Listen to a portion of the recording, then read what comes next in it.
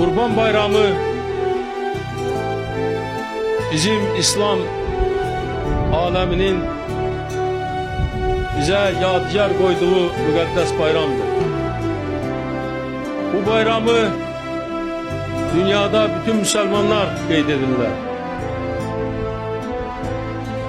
Biz indi milli ananelerimizi, milli adetlerimizi, dinimizi, milli medeniyetimizi geçmiş, hamısını berpa etmişik.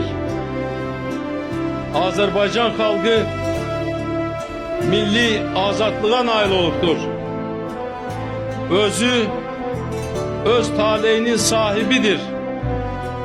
Ona göre de ulu babalardan kalmış